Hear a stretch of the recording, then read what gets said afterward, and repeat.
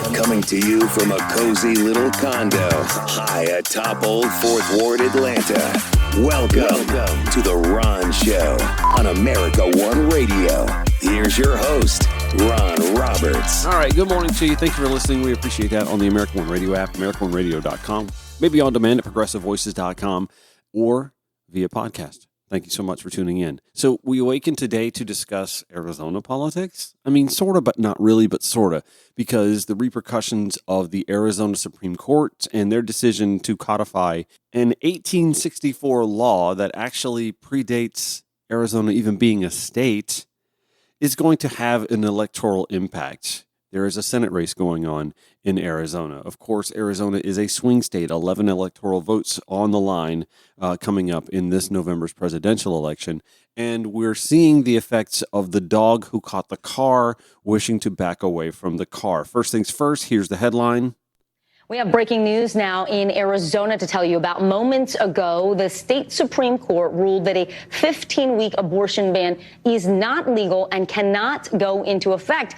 It is a win for anti-abortion advocates because Arizona will now revert back to a near total ban that has roots in the Civil War era. NBC News correspondent Yamiche Alcindor joins me now. So, Yamiche, Democratic Governor Katie Hobbs is expected to have a press briefing on this any minute now. But walk us through this decision and what it means for families in that state of Arizona.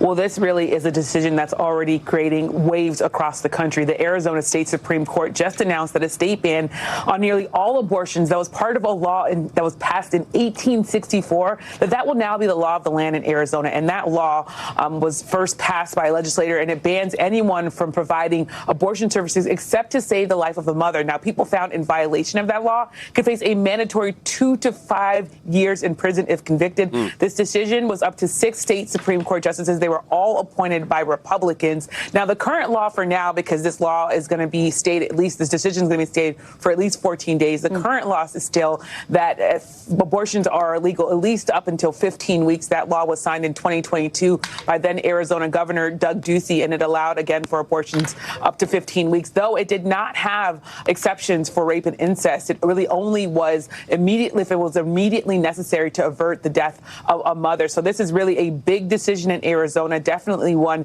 that's going to have a lot of effect. And I should, of course, also note that there is a ballot initiative that is underway. There's a move to try to get signatures to enshrine abortion rights into the state constitution there. And that's going to pick up even more, I think, more momentum now that the state is banning nearly all abortions. NBC News with that soundbite. We appreciate that. And that's right. There is going to be apparently a ballot initiative, and that doesn't help the Arizona Senate race, at least for GOP candidate Kari Lake, who had been on the record actually supporting this 1864 law. Of course, now she's backpedaling and stating that she's against the Arizona Supreme. By the way, a stacked Arizona Supreme Court decision. When I say stacked Supreme Court, then Governor Doug Ducey added 2 positions to the Arizona Supreme Court, and I believe placed 5 of the 7 on the court himself. So after news broke yesterday on this decision, CNN's Caitlin Collins kind of gave a proper summation on the history of how we got to where we are with this decision in the state of Arizona. Let's listen. So much for the U.S. Supreme Court rolling abortion rights back 50 years. Arizona just punched the flux capacitor and time traveled back to 1864, not 1964, 1864. Yes, during the Civil War, a year before slavery was even abolished with the 13th Amendment. It's also before the discovery of penicillin, x-rays, or antibiotics. But the Arizona Supreme Court ruled today that a 160-year-old law banning abortions at any point in a pregnancy can be enforced. That means that in 2 weeks from now, abortions in that state, in Arizona, will be illegal. There are no exceptions for rape or incest in this 1864 law. The only exception is if the mother's life is in danger. And even that is not a black or white decision, and it often comes with its own complications, as we know. Keep in mind that when this law was written, women could not vote. The idea of women even owning their own home was still a novel concept in some states. And speaking of states, Arizona wasn't one yet. Less than 10,000 people lived in what was then known as the Arizona Territory. Today, more than 7 million people do. That includes Republican Senate candidate and a contender to be Donald Trump's vice president, if he's the president and the Republican nominee, Kari Lake. She rushed out a statement, and it reads, in part, and I'm quoting her now, "I oppose today's ruling." I want to step in here because I want to read more of what Kari Lake actually said in her statement. In addition to covering the state of Arizona as a fair and honest journalist for 27 years, I've traveled to every corner of this state on the campaign trail. I speak to more Arizonans than anyone, and it is abundantly clear that the pre-statehood law is out of step with Arizonans. She continues, I am the only woman and mother in this race. I understand the fear and anxiety of pregnancy and the joy of motherhood. I wholeheartedly agree with President Trump. This is a very personal issue, she says, that should be determined by each individual state and our people. A personal issue, but an issue that should be determined by everyone in an entire state. 7 million people. Personal issue, 7 million people should weigh in. She continues, I oppose today's ruling, and I am calling on Katie Hobbs, who is the governor of Arizona, and the state legislature to come up with an immediate common sense solution that Arizonans can support. Ultimately, Arizona voters will make the decision on the ballot come November. She's not wrong there. But that statement requires a lot of context, given it wasn't that long ago that she said this about the very law that is set to go into effect. We have a great law on the books right now. If that happens, we will be a state where we will not be taking the lives of our unborn anymore. I'm incredibly thrilled that we are going to have a great law that's already on the books. I believe it's ARS 133603. So it will prohibit abortion in Arizona except to save the life of a mother. And I think we're going to be paving the way and setting course for other states to follow. She even cited exactly which law it was. Lake, though, of course, is far from being the only Arizona Republican who is trying to distance themselves from today's ruling. Republican Congressman Juan Ciscomani has gone from saying, quote, I applaud the Supreme Court's decision to overturn Roe versus Wade, to calling today's ruling a disaster for women. Of course, the overturning of Roe versus Wade paved the way for what happened today. At the state level, Republican State Representative Matt Gress says today's, quote, ruling cannot stand. But it was just last year that he was pushing a bill to declare fetuses as people, which obviously would make abortion illegal. Here's also something that's interesting in light of today's decision. Arizona's former Republican governor, Doug Ducey, added 2 seats in a successful effort to stack the state Supreme Court. Hang on a second. I thought Republicans were against stacking Supreme Courts. We're for this now? In all, he appointed 5 of the 7 justices who ruled today. Doug Ducey said what happened today is not his preferred outcome. But remember this, the 15-week law that he did sign, which he said today he believed would be a better option, included this specific language, not to repeal, by implication or otherwise, the very 1864 law that will soon go into effect. There's a simple reason that so many Republicans are racing to revise their previous positions: the state's 11 electoral votes, a number that could very well decide who the next president will be, especially now that Arizona could soon be the first swing state with abortion on the ballot this fall, given abortion rights advocates say that they do have the signatures to give voters a direct say on this issue come November. To me, this is another one of those situations where Republicans don't want to admit that the Donald Trump presidency creates more headaches for them than it does solutions. He actually over-delivered for them, and now they regret it, which I think is something of a sales pitch for the Biden-Harris administration, to make the statement along the lines of, Republicans tell you what they want you to be for and then over-deliver on it when they all then really realize, and you as well, oh crap, this was not a good idea after all. Kari Lake's opponent is Congressman Ruben Gallego and was on with Lawrence O'Donnell last night. Lawrence played a soundbite from a prior interview Kari Lake gave 2 years ago on abortion. Here's that soundbite and their response. I don't believe in abortion. I think the older law is going to go into effect. That's what I believe will happen. I don't think abortion pills should be legal. That seems very clear, Congressman Gallego, and as of tonight, she seems to be very afraid of what she has said in the past. she is lying, Lawrence. In other instances, she said it's called a great law. In other times, she actually cited by the actual statute number that law that basically outright bans abortion and criminalizes providers like doctors and nurses, and now she's trying to run away from it. How can we trust someone like this? How can we trust someone who called something a great law, who celebrated it when it passed, celebrated taking the right of a woman to control her body, the right of a family to make these very hard decisions with their doctor, and now or all of a sudden we're supposed to trust them? Absolutely not. Arizona's going to stop Kari Lake. Arizona's going to stop all these radical extremists that are trying to take away women's rights to control their bodies.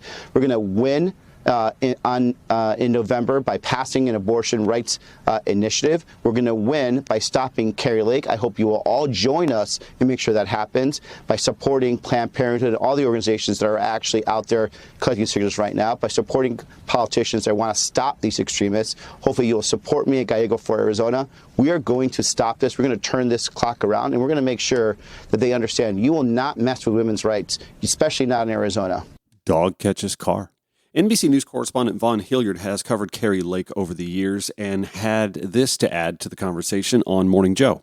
Right. I think Kari Lake somehow finds herself being the character that is going to be looked at across all 50 states here, because Kari Lake is somebody who back in 2022, right, was looking at the hypothetical of Roe v. Wade being overturned. Those comments just a couple months prior to the Dobbs decision, when she called the territorial ban a great law. But then fast forward several months later, it was in October of 2022, 3 months after the Dobbs decision, and I had a back and forth exchange with her about whether she would stand by if she had actually won the race for governor and defended the territorial ban, which bans all abortions in the state of Arizona, except for when a woman's life is in danger and could imprison an abortion provider up to 5 years. And notably, she is sort of softened a little bit, and she told me that she would stand by and defend whatever law the courts decided on behalf of. Well, fast forward, this is where for all these political figures now, you know, somebody may hold deeply true convictions about abortion, but suddenly we're at the juncture here almost 2 years after Dobbs, where the real life impact and the political consequence are coming to a head. And in the state of Arizona, exit polling in 2022 showed that more than 2/3 of Arizonans wanted to codify abortion rights in the state of Arizona. And Kari Lake is well acknowledging that 7 months from now, there very likely is going to be a referendum on the state ballot that would grant abortion rights, reproductive rights in the state of Arizona as a constitutional amendment up to 24 weeks. And that is where you see her statement yesterday saying she opposes the territorial ban is so noteworthy, as well as other Republicans in the state, because not only are there real life stories of women and families, they're going to continue to come out, but there's also the political consequence that is so much tied to their own. Anyone else watching the 2024 election cycle like it's a bit of a horse race? It seems like from 1 minute to the next, we have these horses, these issues that are jockeying for top position, and we're unsure which one will wind up winning this race. Will it be reproductive rights? Will it be Israel-Hamas? Will it be the economy? Will it be voting rights? I think voting rights is off in the distance a little bit, a ways back collecting dust, but will it be immigration? Will it be crime? And I feel like we're in this three-horse race right now where it's immigration and it's women's rights, it's inflation or the economy, and we just don't know which one is going to pull ahead, but we are watching this horse race. More Ron Show after this on the America One Radio app, AmericaOneRadio.com, or wherever you podcast. Incidentally, if you like what you hear and you'd like to help keep it going, notice that I don't do a whole lot of commercials within the show. In fact, I don't do any. Every once in a while, I might go off on a rant because I happen to be a residential real estate agent, a realtor, if you will. And I mention that from time to time in an opportune moment because I live in Atlanta and it's, pretty hot real estate market, although a very confusing one right now with interest rates being what they are. But nonetheless, if you'd like to help keep the show, I can't even say solvent because I've put thousands of dollars into putting this show on the air in the last 16 months. But if you'd like to help contribute, I don't know, buy me a cup of coffee, a lunch, $20 would do that, right? Something along those lines. By all means, please join me at ronshowatl.com, donate tab. goes right to a PayPal. You can certainly help keep this show afloat. And not that it's going anywhere. I'm just saying this costs me money. If you enjoy the show, by all means, just, a little tip jar there. And I know tip culture's kind of gotten a little crazy. This is going to sound very Bill Maher-like old man, get off my lawn-ish, and not very progressive, I guess. But yeah, no, I agree. Tip culture's kind of gotten a little crazy in some respects. My belief is if you're already making $15 an hour or more, let me decide if I want to offer you something in addition. The tip jar off to the side is one thing, and I get it. We don't really carry cash anymore, so maybe there should be some sort of an option, but not necessarily front and center. When they flip that iPad around and you're ready to sign something, and the first thing you see is, would you like to leave a tip? And there's like the 10, the 15, the 20, the custom. It's like, are they looking? Am I going to be a cheap? And should I ask you how much you make per hour before I decide to leave a tip? See, this is the awkwardness of it all. I don't know. I kind of wish we were still carrying cash around in some respects. I really don't know how I feel about the tip thing, but I would agree that the tip culture is kind of getting a little, like I go to buy a pair of shoes at a shoe store. I shouldn't have to then try to determine if I'm going to leave someone a tip. Like, my gosh, have we gotten to the point now where we're just not getting paid well enough that this is constantly an option? And that's the other thing. Think about it. If you're at a merchant, a store, something like that, it's not the employee that put the tip option on the question to begin with, is it? And then I have to ask, well, how much of this are you actually getting, Mr. or Ms. Employee? Are you going to get all of this tip or some of this tip? Are they going to skim off the top? I'm so confused. At least I admit I'm a little confused about this. I can't always have a strong take, right? We just got March inflation numbers yesterday afternoon, and reading from NBC News, inflation remained elevated once again in March, adding another round of price increases to Americans' already strained wallets. The Bureau of Labor Statistics reported 12-month price accelerated from 3.2% in February, year over year, February to February, to 3.5% year over year from March 2023 to March 2024, matching consensus forecasts among economists. Excluding food and energy, which represent commodities with more volatile prices, the so-called core 12-month reading was unchanged in March at 3.8%. Reading on here, on paper, the U.S. economy looks solid. The unemployment rate has now remained below 4% for the longest stretch since the 1960s. Stocks are at all-time highs. The economy continues to add jobs. But since the start of the pandemic, Americans have seen average prices increase more than 20% overall, giving people a sense that the cost of many goods and services, not to mention housing, has surged to unreasonable levels.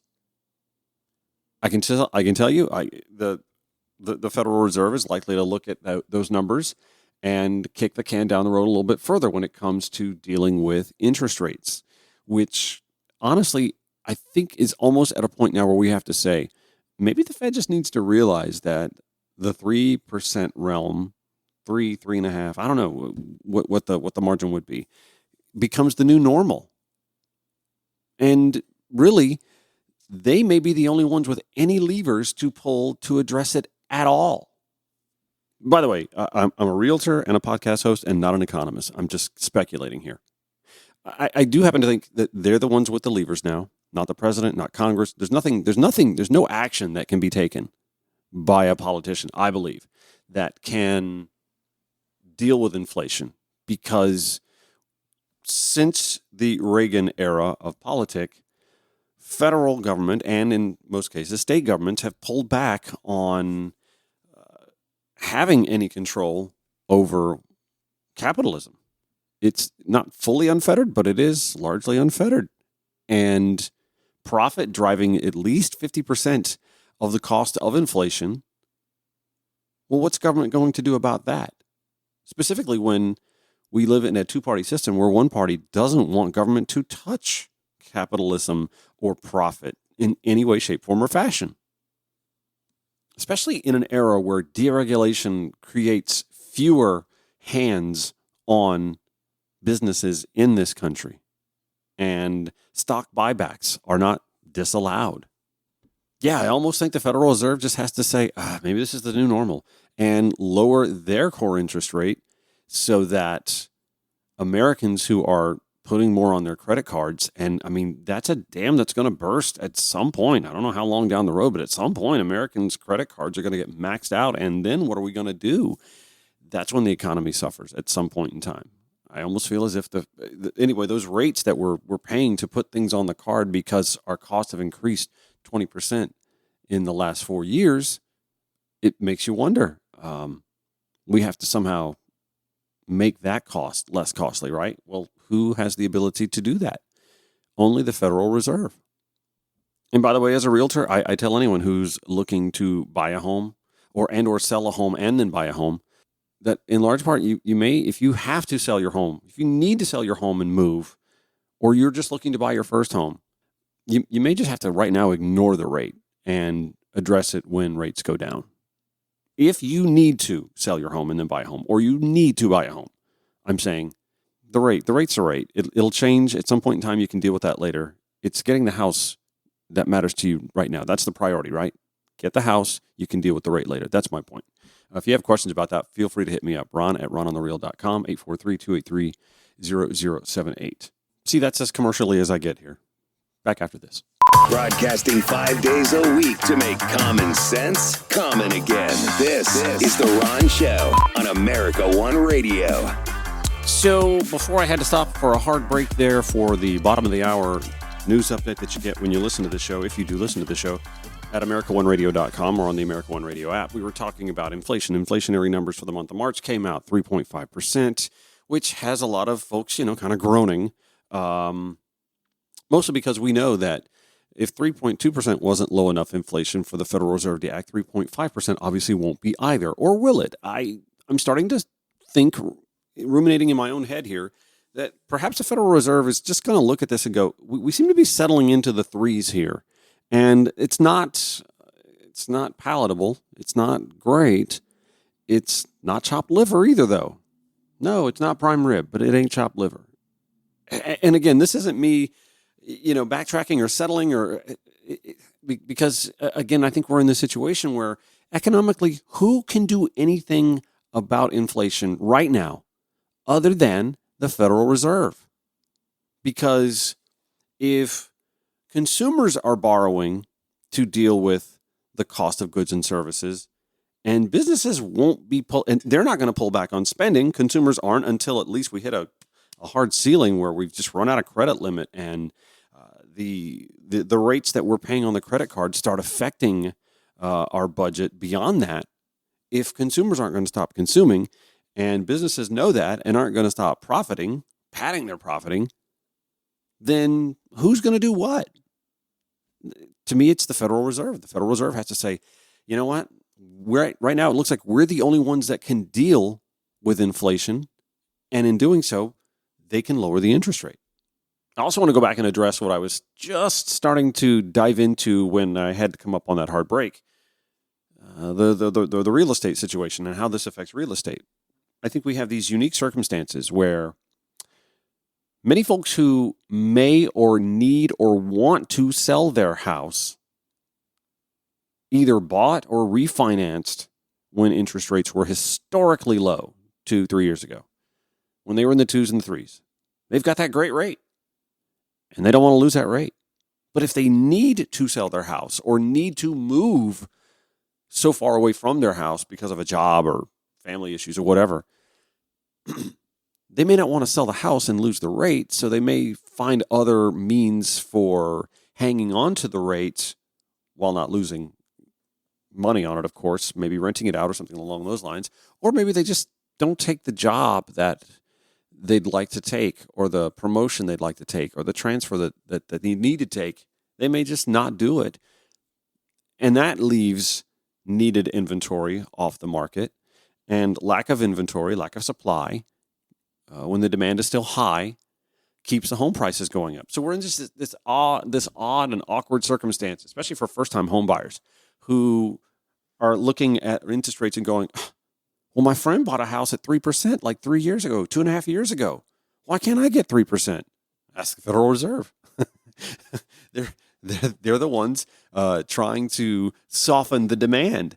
And yet housing is so necessary for, well, all of us, that I feel like the Federal Reserve can't really soften demand. The only thing that can soften demand is demand being met.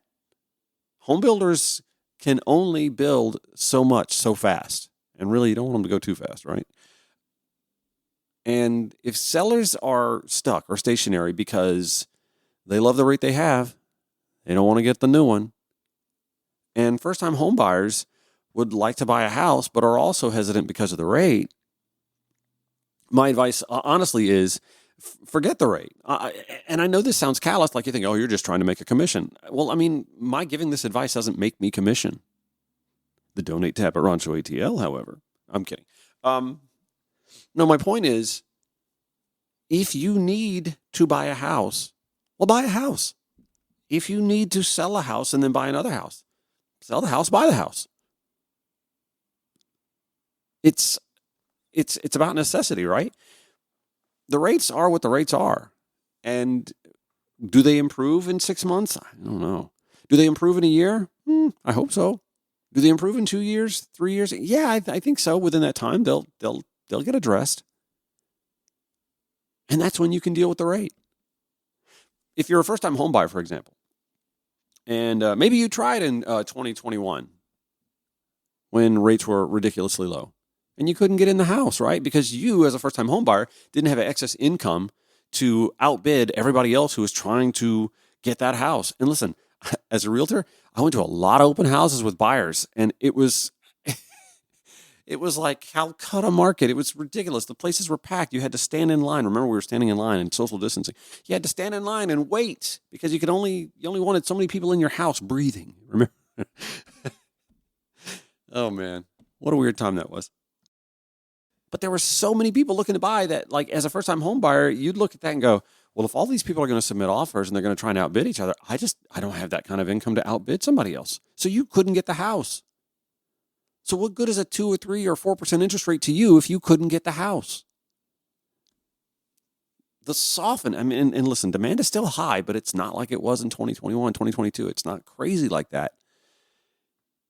But if you stand a better chance of getting the house that you want, even with the rate being higher, well, wouldn't it be easier to just go ahead and get the house and then deal with the rate later? I know that's easy for me to say. It's not my money. It's not my monthly budget. I get that.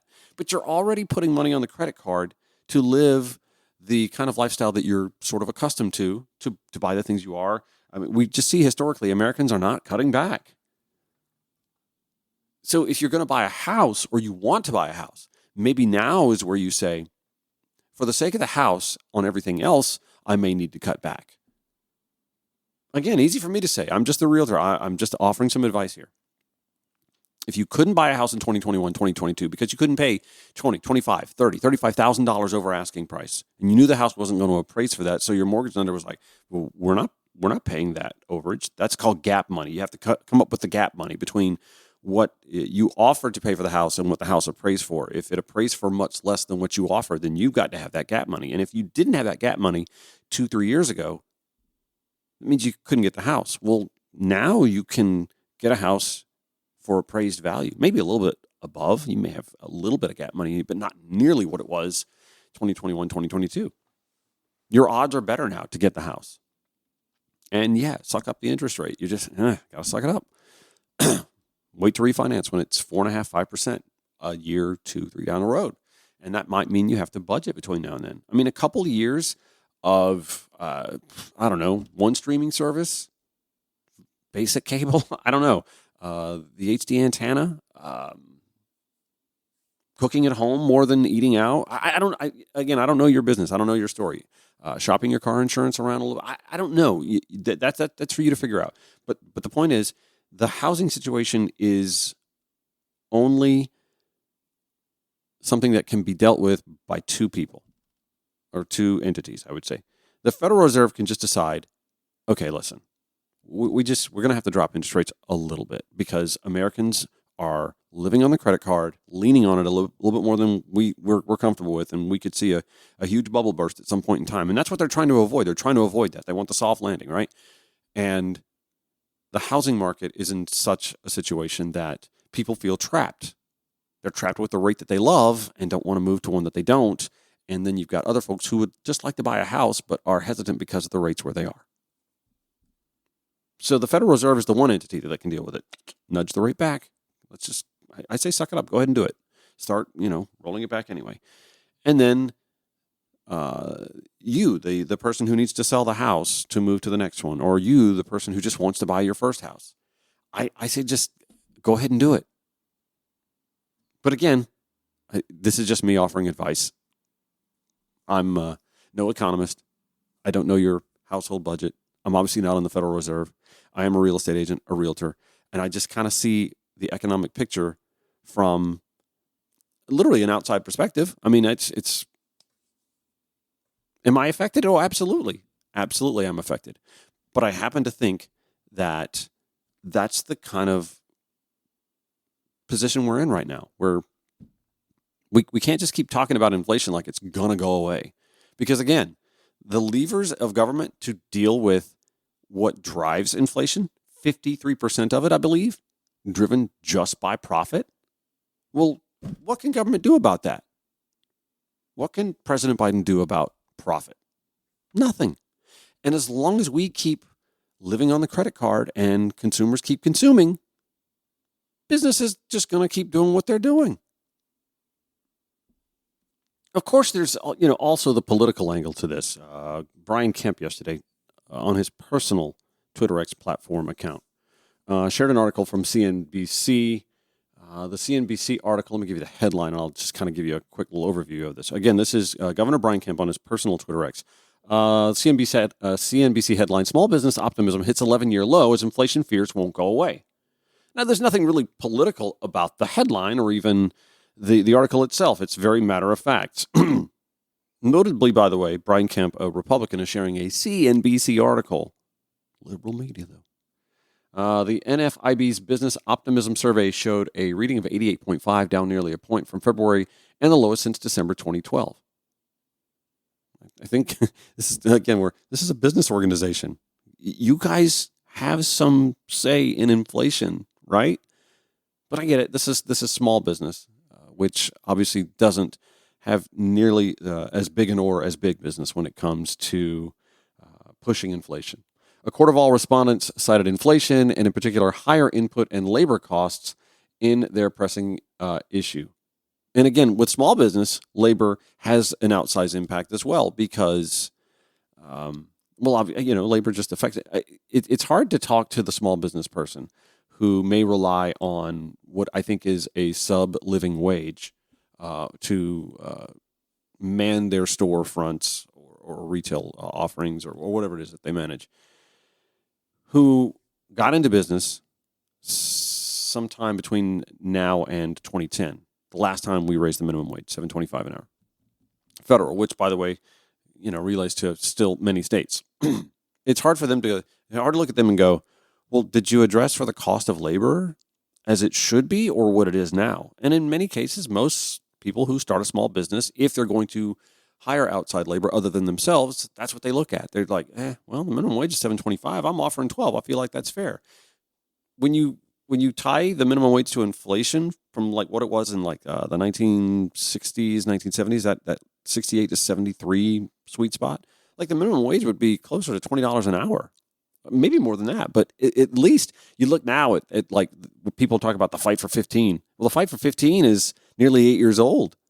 $15 seemed like a fair landing spot, maybe somewhere between there, like $12 would have been, I think, ideal in 2016. But that's 2016. That was 8 years ago. We've seen costs increase 20% just since 2020. Anyway, I guess what I'm saying is I really don't come down hard on small business. I get it. They're not impacting where labor costs should be, but they're also not impacting inflation where it is either. Anyway, Brian Kemp tweeted, inflation isn't going away. Costs continue to rise, and small business owners and workers are struggling to make ends meet thanks to Joe Biden's failed policies. Like what? What policies? What policies is Joe Biden putting into effect that drive inflation? The thing that drives inflation the most, 53%, happens to be profit. and I'll elaborate on that. I'll give you a citation for that in a second. So I responded, because I like to respond. The choice is either you're stupid or your base is. Either is damning. I don't think Brian Kemp's stupid. I don't think his base is overwhelmingly stupid. But I think he thinks a lot of them are rubes and buys into this Biden inflation nonsense. Inflation's a global issue, I wrote, and most of the borrowing the last 4 years stemmed from your party's last president. You're very politicizing it only ratchets up said anxieties people face and do harm to the economy, which is likely the goal anyway. It is an election year after all, meaning the party over people part that I like to point out all the time, by the way.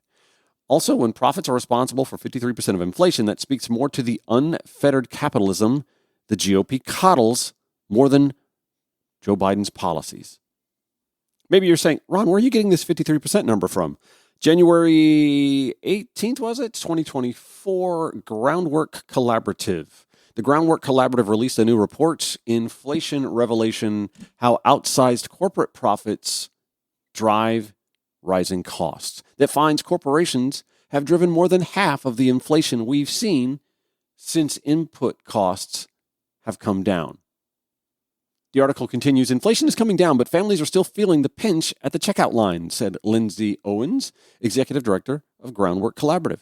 Even as supply chain snarls have receded and the U.S. economy has stabilized, our research finds that businesses continue to pad their bottom lines at the expense of American families. Among the report's key findings, from April to September 2023, corporate profits drove 53% of inflation. Comparatively, over the 40 years prior to the pandemic, profits drove just 11% of price growth. While prices for consumers have risen by 3.4% over the past year, input costs for producers have risen by just 1%. I'll share that in today's show notes. Damn right I will. RonShowATL.com. You'll get that today. Have I mentioned yet today that there's a donate tab at that website as well, by the way? I'm just saying. Back after this, thank you for listening. This is The Ron Show on the America One Radio app, AmericaOneRadio.com, on demand at ProgressiveVoices.com, or wherever you podcast. Okay, we're in the home stretch. Let me get a little stretch in, actually. Thank you for listening to The Ron Show. Appreciate that. And I know you indulge me often. Can't tell you how much I do appreciate that. So I've been watching this series. I think I've mentioned this a time or two before. Manhunt on Apple TV Plus. It picks up on the American story in the immediate aftermath of the ending of the Civil War. By the way, yesterday was Appomattox Day. Happy belated Confederate Surrender Day. This TV series has been really good for me to watch. I'm a sponge for history, and I bemoan often in private and sometimes on this show as well that I really don't feel like we get taught American history from as thorough a perspective as is warranted. And I get it. Yeah, you got to gloss over in third grade, fifth grade, sixth grade. But I think come 10th, 11th grade, we stop teaching history at some point in time because you hit your prerequisites and you got to move on. There are things that I learn from watching TV series like Manhunt that make me go, let me Google that. Is that true? And I go and grab my phone and I look something up. And I'm like, damn, I had no idea. There's so much about the Lincoln assassination that I didn't really know about. How this was really a larger coup attempt to overthrow, if not an entire administration, the government in and of itself. Secretary of State violently attacked. There was an attempt on the vice president's life, Andrew Johnson, who, by the way, is notably one of the 3 worst presidents in American history. And I'll get to that in a minute. I want to put a pin in that. But anyway, I've been watching that series, and I just can't help but note the similarities and the lessons that could have been learned from that era in American history that we just don't even, know about, to know the similarities, the parallels, to glean lessons from in today's era. From the Washington Post, this was yesterday, Spencer Hsu writing. Some January 6 rioters are going to win early release even before a key Supreme Court ruling. Federal judges have been ordering the early release pending appeal of January 6 defendants who challenged their sentences, even though this U.S. Supreme Court is a week away from hearing arguments on whether a key charge brought against them is legally sound. The example cited, a Delaware man who carried a Confederate flag into the Capitol is going to be let go a year into his 3-year term. An Ohio man who overran police lines and became one of the first rioters to enter the Capitol will be set free 6 months into a 19-month term. And a man who entered the just-evacuated Senate chamber with a Trump flag as a cape was released after serving 5 months of a 14-month term. The article continues, if the Supreme Court ultimately determines the charge they face was legitimate, they and others who are released early pending appeal could be ordered to return to prison, but that is not a certainty. The truncated sentences are the latest complications in the prosecution of more than 350 January 6 defendants under a federal statute that makes it a crime to obstruct or impede an official proceeding. In this case, Congress' joint session to confirm Joe Biden's 2020 presidential victory. If you're scratching your head going, well, how does this relate to Andrew Johnson and the post-Confederacy Reconstruction era of the United States? Andrew Johnson, you have to remember, was Abraham Lincoln's second vice president. He wanted something of a unity ticket in 1864 in the heat of the Civil War, so he chose a Southern senator who, by the way, was pro-union from the state of Tennessee. He was a bit of an anomaly. In fact, Mo Rocca and CBS Sunday Morning had a piece on Andrew Johnson. Let me share some of that for you real quick, just to give you some perspective. Johnson wanted the post-war South treated leniently. As for the fate of freed slaves, he wanted that left up to the states.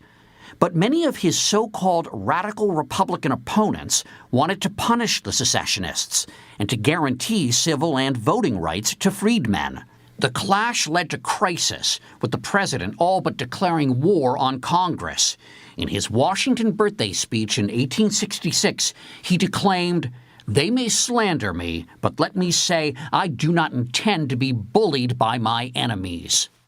Did he take things personally?